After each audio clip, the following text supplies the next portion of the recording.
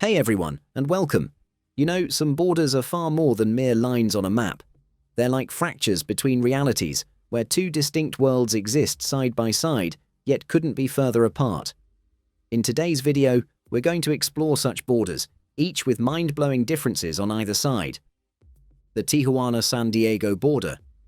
The US-Mexico border between San Diego and Tijuana forms one of the most dramatic urban contrasts in the Western Hemisphere. Though just meters apart, these two cities exist in vastly different worlds, separated not just by steel fences but by economics, infrastructure, and opportunity. It's also the busiest land border on Earth, with more than 300,000 people crossing each day. Traveling south from San Diego, visitors quickly encounter towering steel barriers, surveillance towers, and armed border patrol agents. Just beyond, Tijuana bursts into life with neon signs, food stalls, and frenetic traffic. San Diego, with a median household income around $90,000, reflects polished American affluence, orderly streets, well-maintained infrastructure, and a strong service economy. Tijuana, by contrast, grapples with uneven development. Many of its neighborhoods lack consistent utilities, and improvised homes stretch up the hillsides. Median incomes are a fraction of San Diego's. Yet the connection between the two is undeniable. Thousands of Tijuana residents commute north daily for work, school, or shopping. Americans head south seeking affordable healthcare, dental services, and vibrant nightlife. Despite the imposing physical and bureaucratic barriers, human flow continues, though not equally. For wealthier, documented travelers, crossing is routine. For asylum seekers and the undocumented, the border is a formidable obstacle. Tijuana has become a waypoint for thousands of migrants, hosting shelters, legal aid centers, and makeshift schools. Along the coastline, the border wall extends into the Pacific Ocean. Families from both nations gather nearby, divided by steel bars. The ocean washes over both shores, but the wall's shadow, symbolic and literal, reminds everyone just how close, and yet how divided, these worlds remain. The North Korea-South Korea border. Nowhere on Earth is the contrast between two nations more stark or more chilling than at the Korean Demilitarized Zone, or DMZ. More than a border, it is a no-man's land frozen in time, a relic of a war that technically never ended. Stretching 250 kilometers across the Korean peninsula and spanning 4 kilometers in width, the DMZ divides South Korea from North Korea like a scar. On one side stands South Korea, modern, dynamic, and globally connected. Just 35 miles from the DMZ, Seoul bustles with high-speed trains, digital innovation, and vibrant culture, all under the protective umbrella of the United States military. On the northern side, however, the scene changes dramatically. North Korea remains shrouded in secrecy and silence. Watchtowers and bunkers line the frontier. The nearby city of Kaesong looks dim and underdeveloped even in satellite images, and the countryside seems frozen in the past. At night, the contrast becomes even more surreal. South Korea glows with a sea of electric lights, while North Korea fades into near-total darkness, with only Pyongyang offering a faint flicker of light. From space, the DMZ appears as a pitch-black void, a stark line between two radically different societies. Despite their physical and ideological divide, North and South Koreans share the same language, ethnic roots, and centuries of common history. Yet today, they live under vastly different realities, one shaped by democracy and capitalism, the other by isolation and authoritarian rule. The DMZ is more than a border. It's a frozen divide between what was, what is, and what may never be again. The Melilla border. In northern Africa lies one of the most surreal and symbolic borders in the world, the divide between Morocco and the Spanish enclave of Melilla. Though situated on African soil, Melilla is governed entirely by Spain, making it part of the European Union and protected by NATO. It's one of the few places where Europe physically touches Africa, and the contrast could hardly be starker. Melilla is a Mediterranean city of about 85,000 residents, complete with Spanish-style plazas, tapas bars, EU-funded infrastructure, and euro currency. It looks and functions like any small European town. But just beyond its inland edge, rises a massive triple-layered border fence, over 12 kilometers long, outfitted with razor wire, floodlights, motion sensors, and thermal cameras. It's one of the most heavily fortified borders on Earth. On the Moroccan side, hundreds of migrants, mostly from sub-Saharan Africa, live in makeshift camps, often for months, waiting for a chance to cross. Driven by poverty, violence, and instability, they try to scale the fence using ladders made of wood and scrap metal. Some make it across, others are injured, caught, or killed in the attempt. Though Spain has recently removed some razor wire to reduce harm, the fence remains a harsh deterrent. Meanwhile, Morocco continues to claim sovereignty over Melilla and nearby Ceuta, calling them remnants of colonialism. Spain, backed by the EU, asserts they are integral Spanish territories. This border is more than a security barrier. It is a physical expression of the world's deep divide between privilege and desperation. The India-Bangladesh border. Most international borders are complicated, but none match the sheer absurdity of the one between India and Bangladesh in the Cooch Behar district. For decades, this region was the site of the world's most convoluted border system, a real-life cartographic maze filled with enclaves, counter-enclaves, and even third-order enclaves, an enclave within an enclave within another enclave. At its peak, this area included 198 enclaves, 106 Indian enclaves inside Bangladesh, and 92 Bangladeshi enclaves inside India. These fragments of land, some barely the size of a football field, were completely cut off from their home countries. Entire communities lived in these geopolitical islands, legally belonging to one nation but physically located inside the other. Life in the enclaves was marked by neglect and hardship. Residents had no access to essential services, no schools, hospitals, electricity, or clean water. As citizens of one country living under the de facto control of another, they lacked legal recognition. Many had no official documentation, making them invisible to both governments. For decades, around 50,000 people were trapped in this bureaucratic limbo. But in 2015, after years of negotiations, India and Bangladesh signed the historic Land Boundary Agreement. This deal eliminated 162 enclaves through a land swap. Inhabitants were given the choice to join either nation and were finally granted citizenship, government services, and recognition.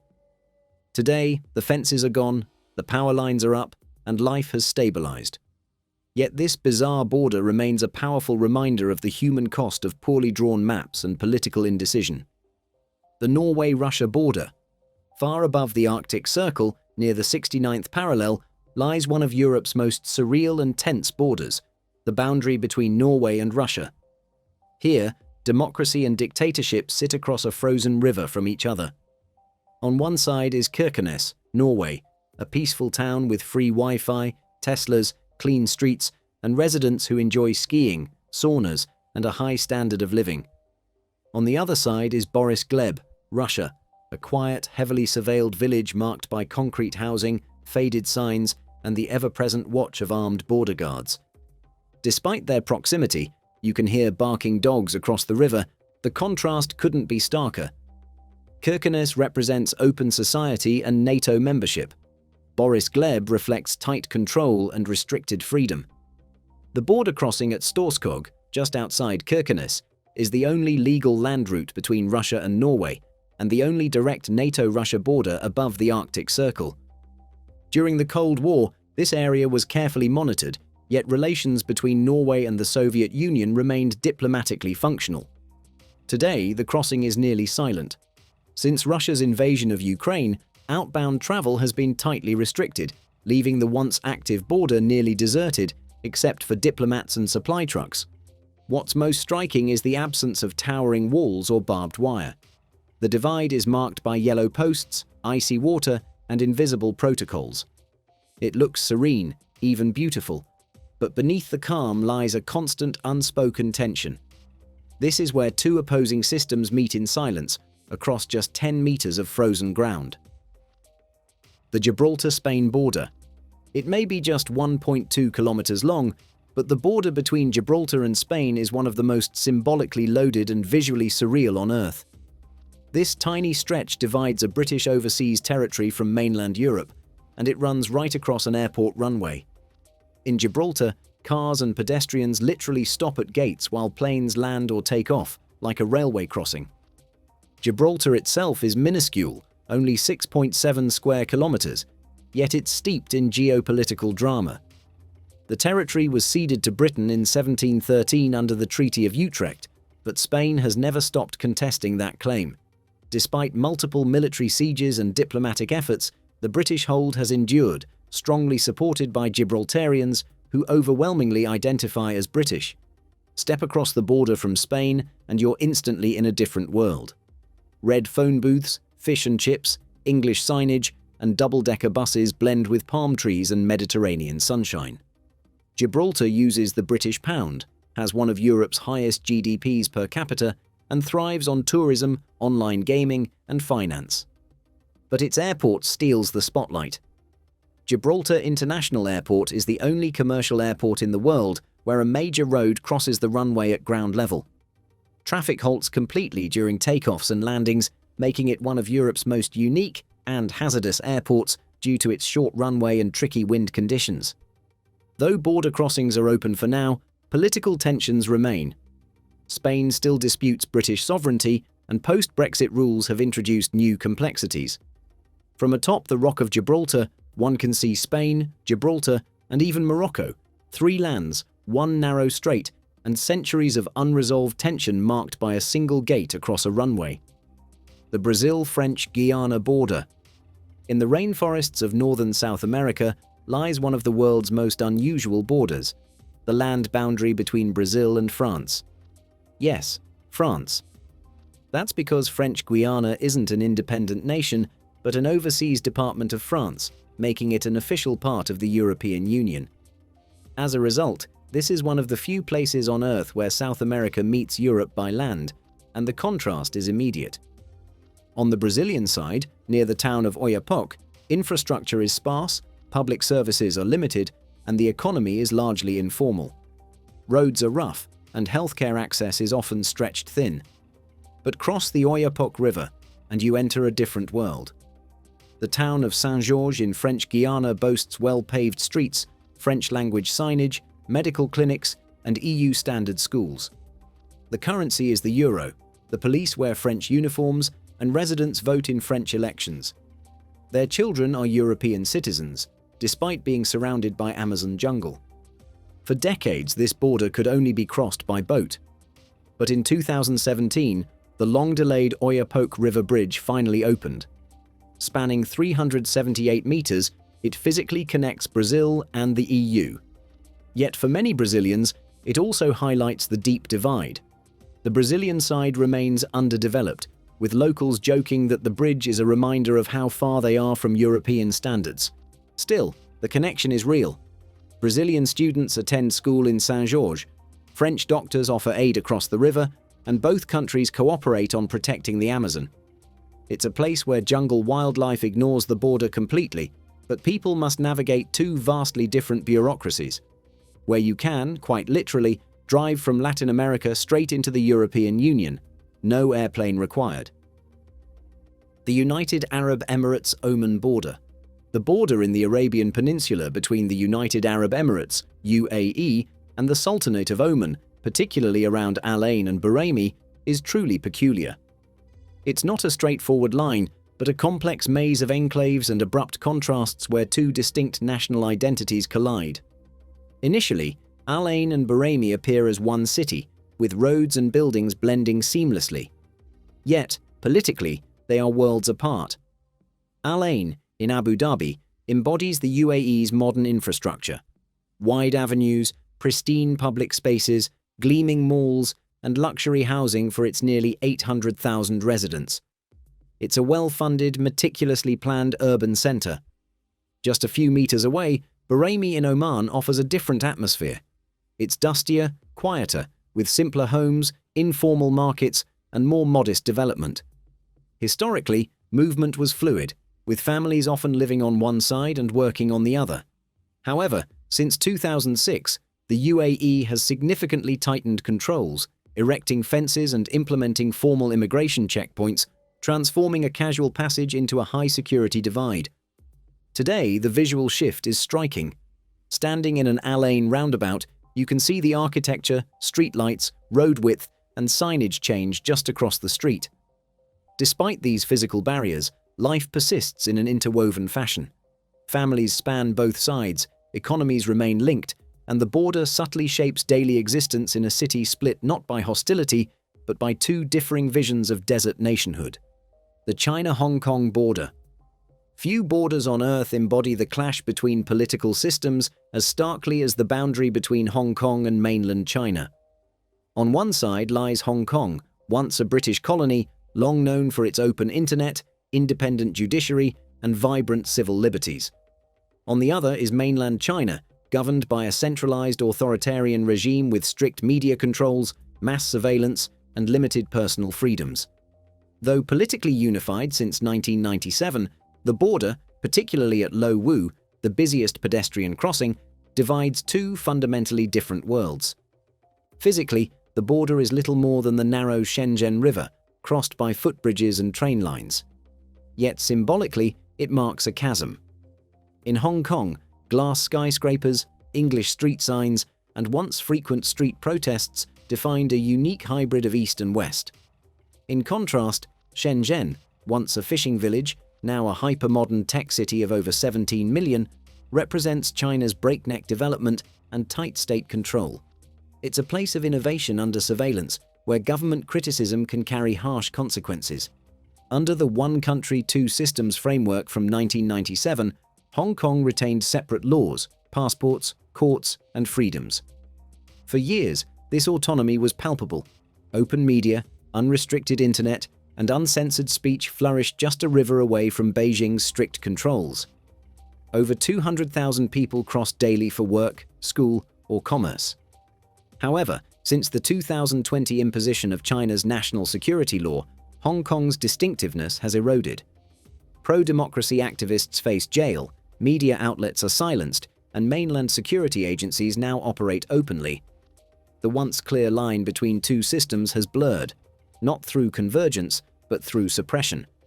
The border remains a river, but the ideological gulf has narrowed as Hong Kong has become less free.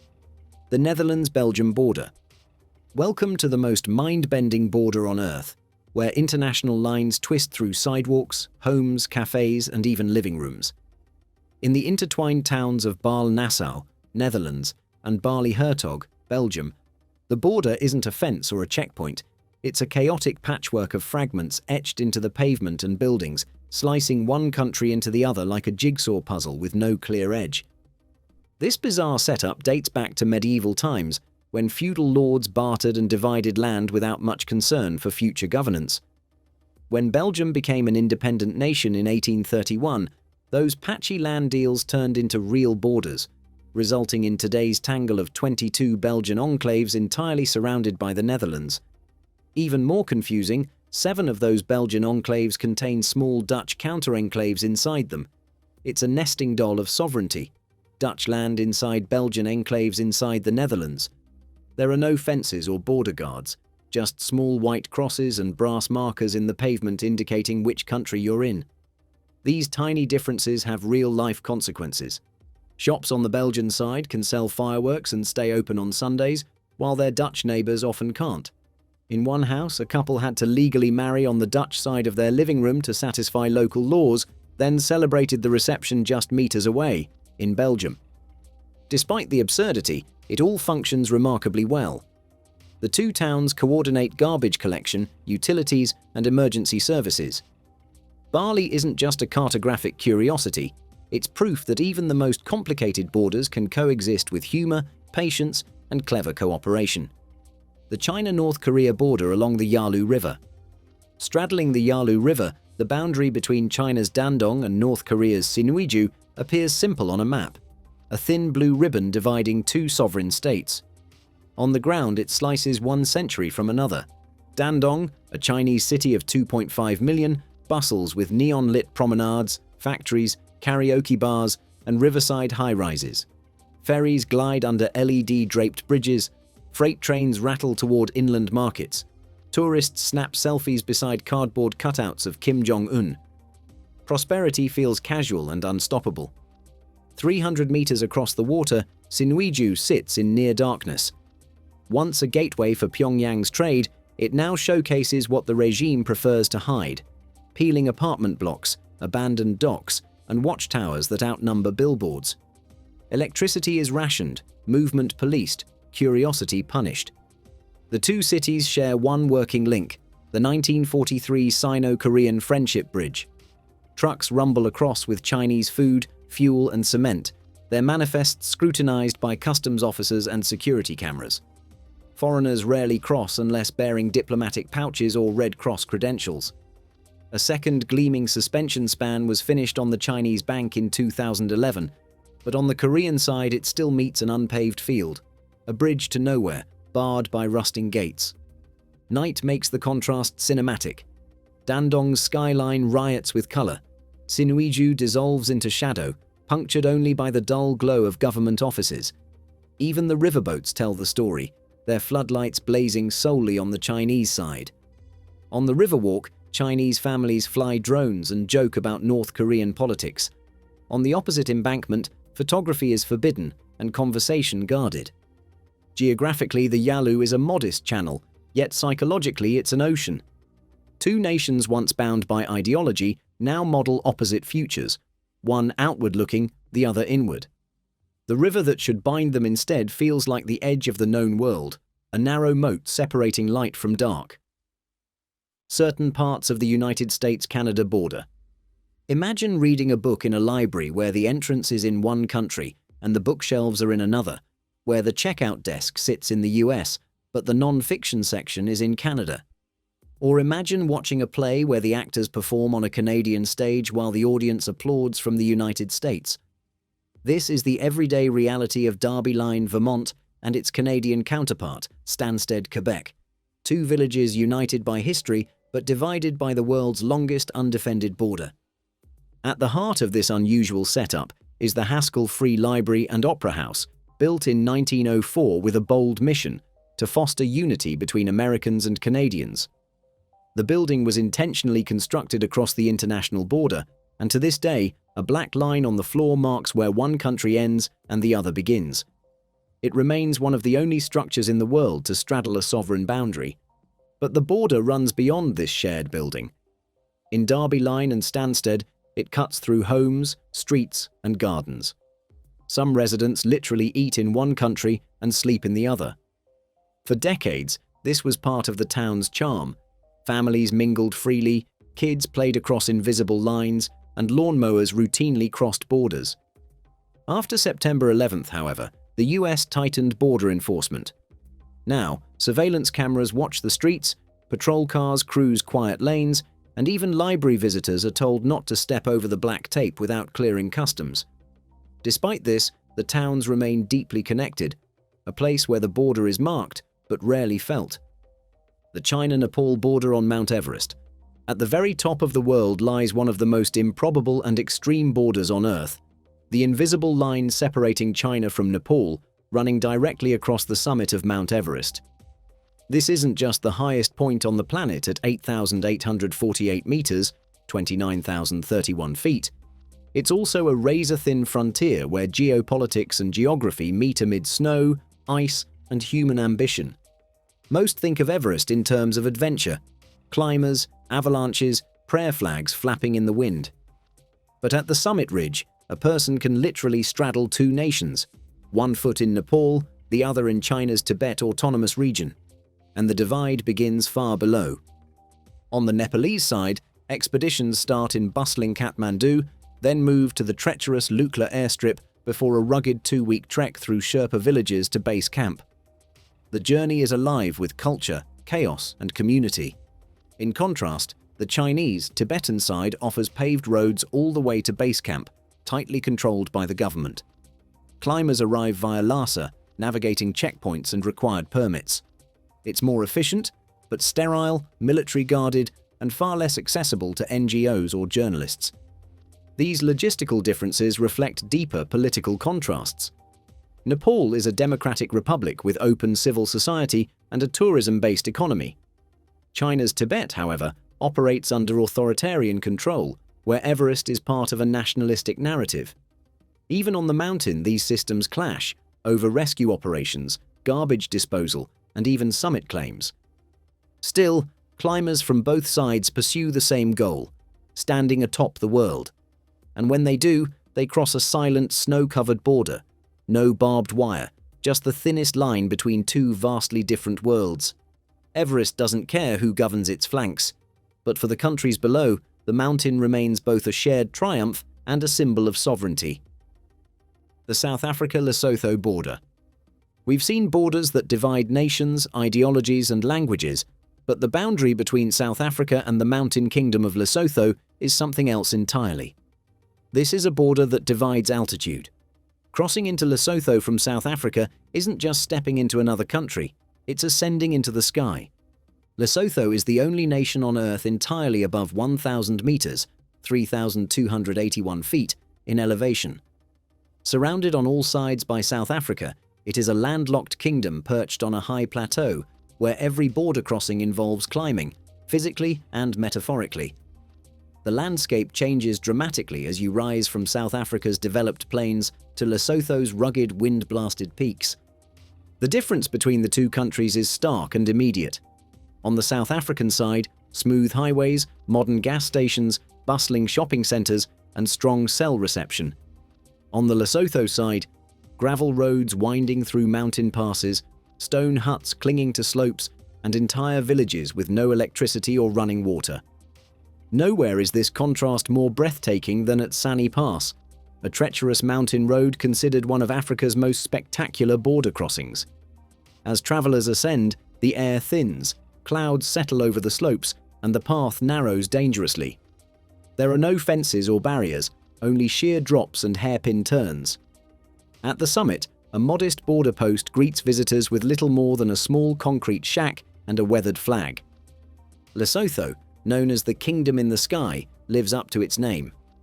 Most of the country lies above 2,000 meters, with snow-dusted peaks soaring beyond 3,400 meters. The climate here is colder, snowier, and far more volatile than the neighboring lowlands, where warm temperatures and reliable infrastructure dominate. Despite economic hardship and migration, Lesotho holds fast to its identity. Its sovereignty, shaped by geography and diplomacy rather than war, has endured.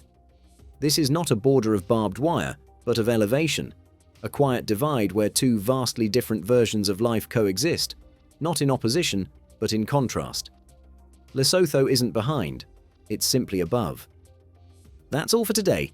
Thank you so much for watching, and if you enjoy the video, please let us know by clicking the like button, do share, write a comment, and don't forget to subscribe.